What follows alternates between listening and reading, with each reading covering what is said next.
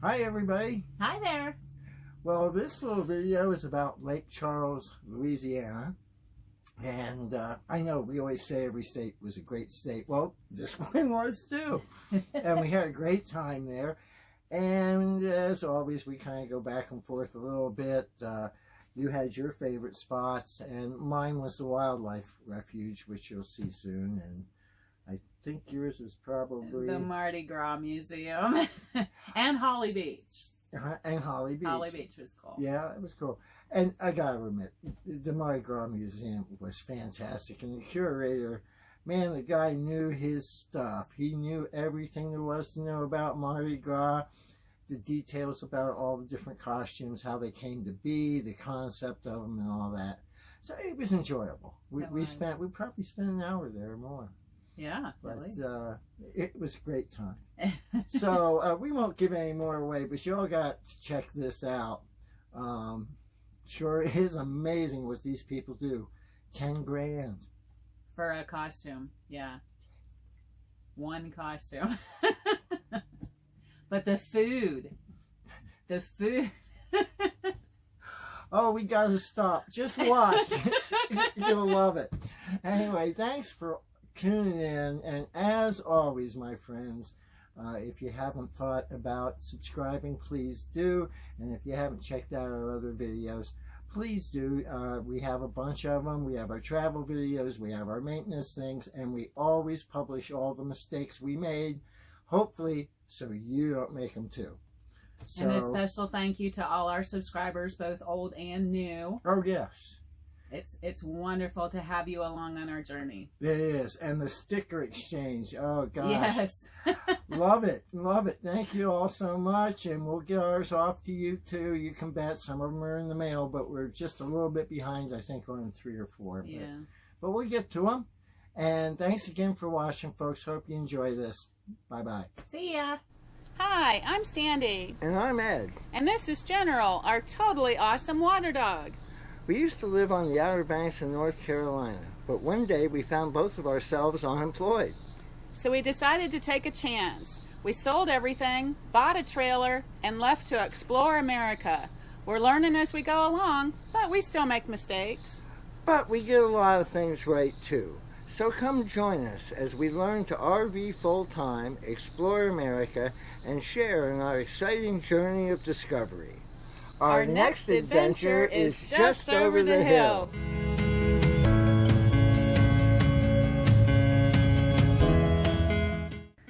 We crossed over the Sabine River, which actually makes the border in between Texas and Louisiana. Our campsite for this stay was in Sam Houston Jones State Park, which is a beautiful place, and we're going to show you some more pictures of that in a little bit. But we really thought these signs were interesting. 2 signs that we have never seen before. The alligator one kind of had me worried. The tick one, I was surprised that I didn't see that sign in other places that we actually had problems with. On our first day of exploring, we headed south towards Lake Charles and crossed over the Calcasieu River. This one was huge, but we found a really awesome park right on the river where we could walk general around, and the trees and the Spanish moss and everything. It reminded us so much of home, and it was just something we hadn't seen in quite some time.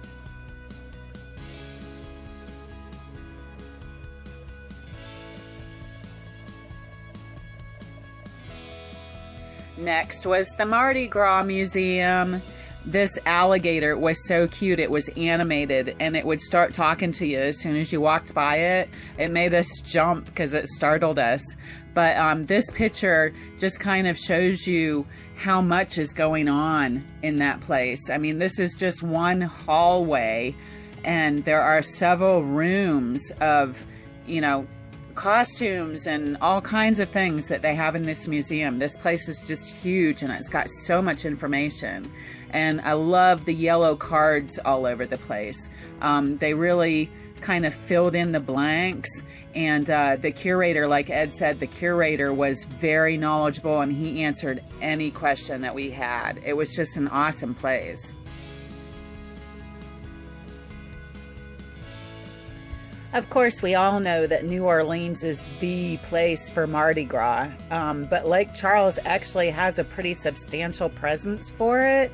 They have over 70 crews, and a crew is like a social organization. You actually have to be invited into it. You can't just decide that you want to join a crew. And they vote for their king and queen within each crew, and then the attendants, which would be like your dukes and duchesses, like a court. So you vote for your king and queen and your court. And these folks are responsible for paying for their own costumes. This isn't something that the crew does. Generally, these people pay for their own costumes. So the costumes definitely have got more extravagant in recent times. This all started in Lake Charles, I think back in the 1950s. I think I read in a newspaper article. So they've been doing it for quite some time. And so you'll see some of the costumes, and you'll see some of the, I guess they would call these headdresses. I'm not really sure. But you might be able to see like a shoulder harness in some of these pictures. So the guys especially, they've got some really elaborate shoulder harness items and things built up that will appear over their head. But some of the women actually have some pretty fancy ones too. A lot of them are just feathers, but they're beautiful, beautiful.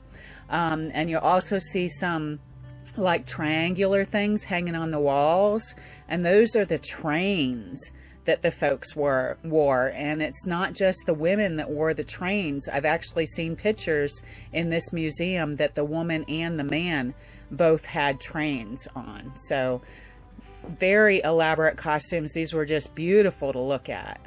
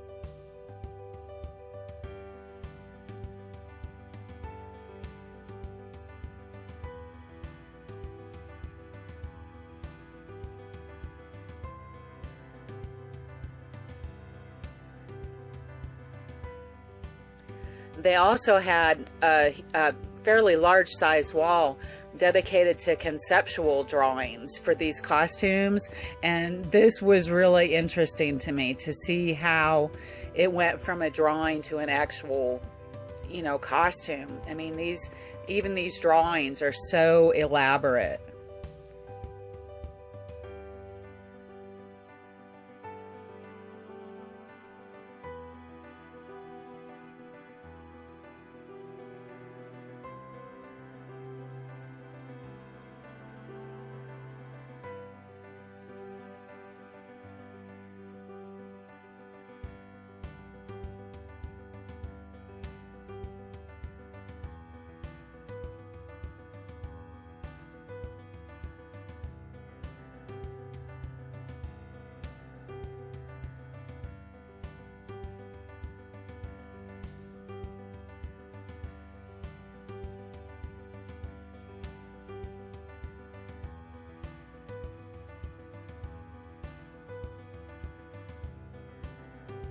They actually had some simple costumes and headpieces and shoulder harness pieces that you could try on so you could take selfie pictures. That was pretty cool.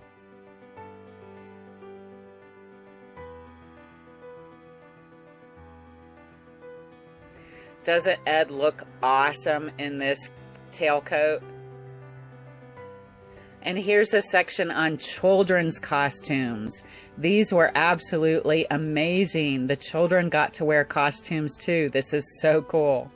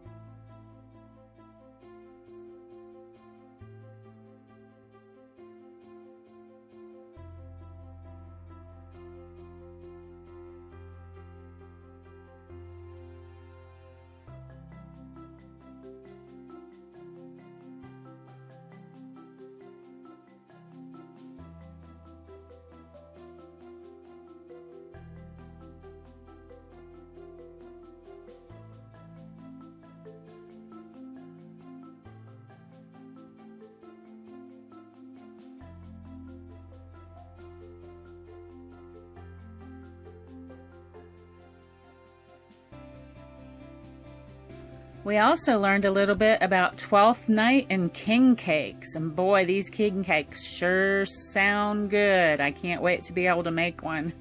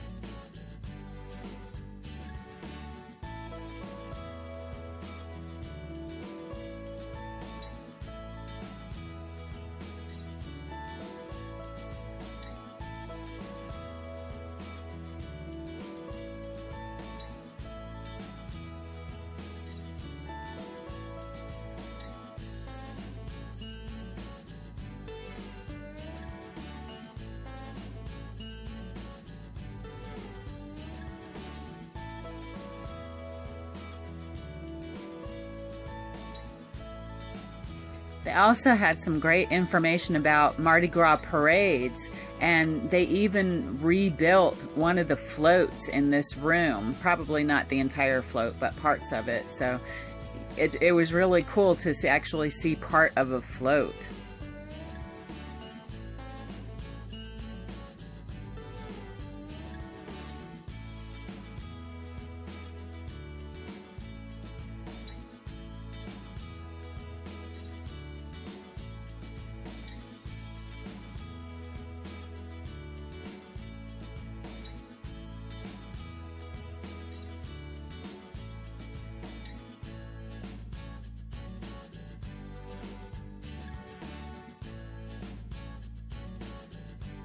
After the Mardi Gras Museum, we went to Steamboat Bill's on the lake for lunch, and oh my goodness, this food was so awesome. Ed and I had never tried Cajun food before, and we were actually a little bit apprehensive, thinking that it might be too spicy, but this was perfect. And what we realized is they actually have a little spice container on the table of their own recipe, so you can spice it up if you want to. So that was totally awesome. My dish is actually a baked potato underneath, and it has some fried shrimp and a shrimp etouffee on the top of that, and it was to die for. I could eat that every day for the rest of my life. Ed got the chicken and sausage gumbo, and he said it was really, really, really very good. Awesome food. Here's some more photos of the state park that we're staying in, the Sam Houston Jones State Park, where we're camping in.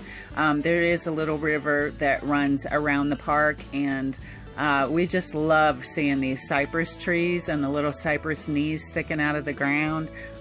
Again, so much reminded us of home. Just a beautiful park.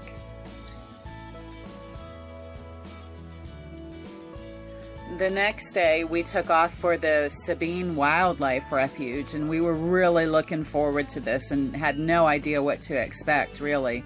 The scenery on the drive was absolutely beautiful. You can see like the marshlands and the canals running beside the road, and we got to this one area that had a walkway around it, and of course they had the warning signs for alligators, which made us a little bit nervous, but we started around the trail anyway and kind of got faster walking as we went, because it was really hard to see, you know, past the sidewalk if anything was coming up the bank because of all the reeds and everything that were there. But we got almost to the end of the walkway, and we did see an alligator come out of this one canal, but he was on the other side of the canal, which, whew, crazy. So we are at Holly Beach, which is on the Gulf of Mexico. It's just due south from Lake Charles. Holly Beach, kind of reminding us of home. So we're a little sad. But this is the Gulf of Mexico. We had to come see it while we were in the neighborhood.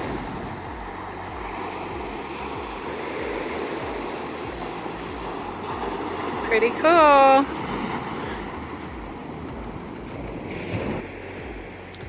And these are the houses that are on Holly Beach. Again, pretty much just like home, except these are really small. And the houses that they build on the Outer Banks are a lot bigger, but you know, up on stilts, beach homes.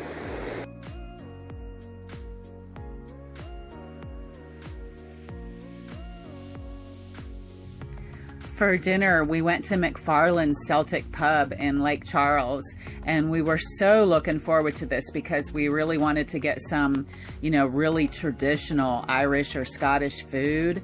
And the Scotch eggs that we got for our appetizer, they were to die for. They were absolutely amazing. But the rest of our meal wasn't all that great. saw this little guy when we took General out for his last pee of the night, and not quite sure if this is really an armadillo or not. So if anybody wants to help with that identification, that would be awesome. Cute little guy. The next day, we decided to go back down to Lake Charles and kind of tour the historic district. We heard that it was pretty fantastic, and we really wanted to see what some of these houses look like. Just beautiful houses in this historic district.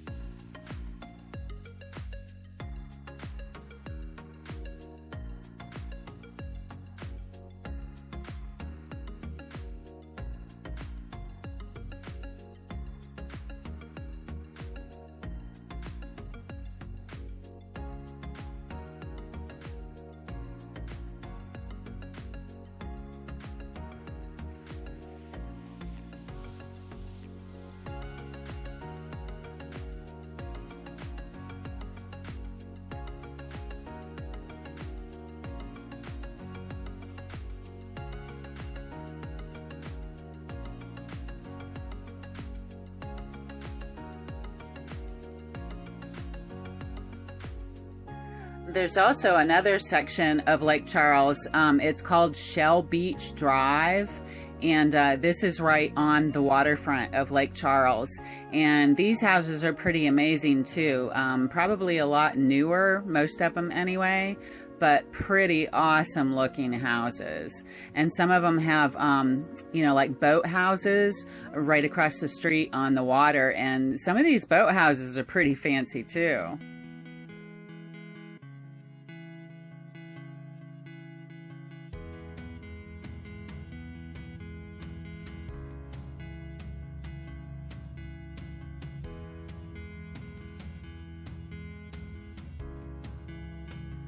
We decided to try a self-serve dog wash, so we went to Misha's Pets, and this was actually pretty awesome, the setup that she's made for this. It was great to not have to bend over to wash General. She's just kind of got this tub installed with a board that, holds the dog in. I was able to totally take his collar and harness off and everything, and that worked so amazing. And it was very easy for him to get up into, and it was only $15, and she provided the towels and the shampoo and the comb and the hair dryer. She provided everything for that $15, and that was just totally awesome.